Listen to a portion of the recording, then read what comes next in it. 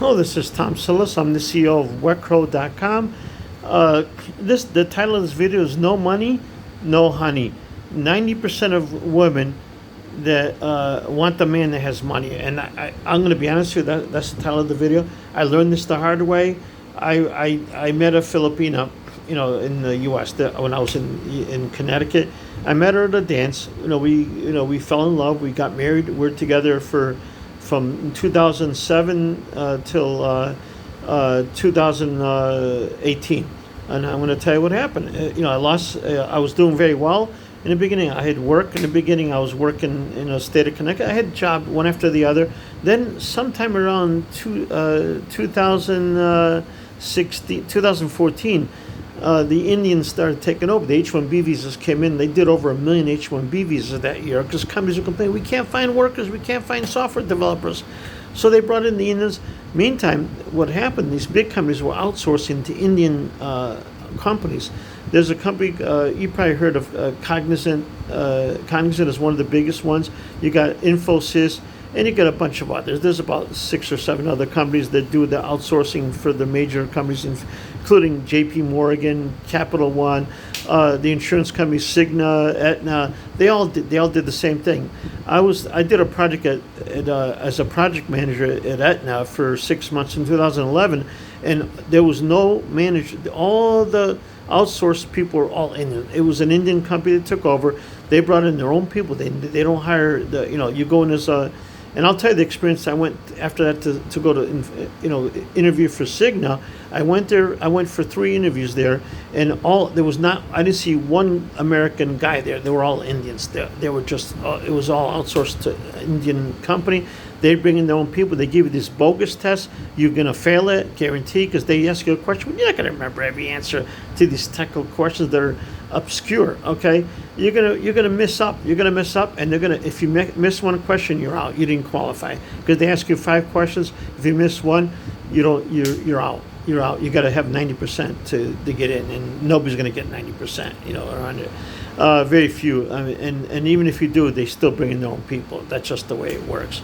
So, long and short story, like I said, as soon as I lost my job, in fact, I had a contract with the state of Connecticut to take on a project, and as soon as the project started, the state canceled it because I went and bought a house. I got my first $40,000 a month. I was doing the traffic ticket system for the state of Connecticut when you pay your traffic fines online. I made my first $40,000. I made my second $40,000. I said, all right, I'm going to buy a house now because that was going to last for 3 years. So I would have enough money for that to pay off the house, and save another $1 million. That's how much money I would have made. So I figured the house would be paid for. Now I can make another $1 million. I have enough money to pay the taxes until I retire, and then I'll sell the house, and then I'll take that money and buy a shopping center for my retirement. Okay, long and short, I get in there. I'm not even in the new house for a week, and I lose the contract. The state of Connecticut sends a letter out.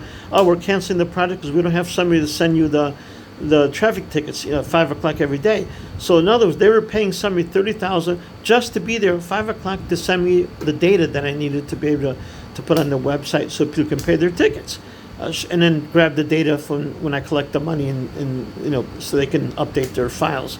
That's how stupid it got. And so in the meantime, I was screwed. I had to immediately sell the house back to the builder and move out. And I ran out of money. It wasn't long before I ran out of money. 6 months later, I was totally out of money because I couldn't find a job anywhere because the Indians were taking all the jobs. That's when I interviewed with Cigna. I told you what happened. This is what was going on. So needless to say, okay, I finally found another gig. It wasn't making as much, but I was able to survive. I found a job working for, it was Bob's Stores in Connecticut, which is now owned by the British company. It's coming out of Britain. UK bought them out. When they were bankrupt, the company went bankrupt twice after, and I was working for them, and then I got laid off, and that was it. We had to live with my brother for a couple of years until I found another gig which was very hard to find. And yeah, that's when I went to Georgia Pacific. So when I went to Georgia Pacific to go work there in Atlanta from Connecticut, my wife decided she didn't want to talk to me anymore because I had no money anymore. I was, to her, I wasn't worth it anymore. So she decided not to talk to me anymore. Well, long and short, a year later, she got depressed. We talked back and forth afterwards. After about a year not chatting to each other, she got tired of being alone and living in her daughter's basement. So she contacted me. Her son-in-law came down to Georgia for a while, and he came down to work. We bought a company together that makes water meters, and we started. That's what we started doing. I had to start my own business. I was forced into it. And then I started I opened a couple Filipino stores selling groceries.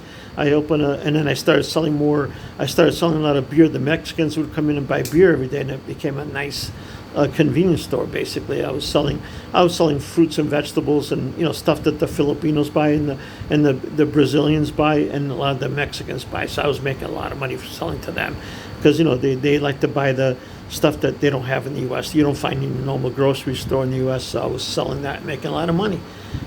So my point is, no money, no honey. If you don't have money, most Asian women, because mine is Asian Filipina, they're gonna dump you like a rock. As soon as you're good as long as you have money. So if you don't have any money, they're gonna dump you. They're gonna go find another man.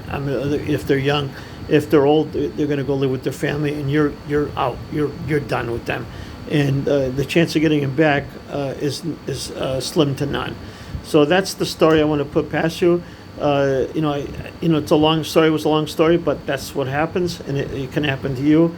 Don't let that happen to you. Just understand the risk. If you don't have a job, do what you have to do. Go out there and grab fruits and vegetables and sell them in the street corners. Do what you have to do to make money, because if you can't find a job in your field, don't sit around. You got to do something. You're gonna have to start your own business. You're gonna have to, sell fruits and vegetables in the street corner. Don't wait till you run out of money, though. Please don't wait till you're out of money, because that sucks. Do that right away. Okay. Wish you luck. If you have any questions, you're welcome to PM me, and I'll be happy to answer questions for you.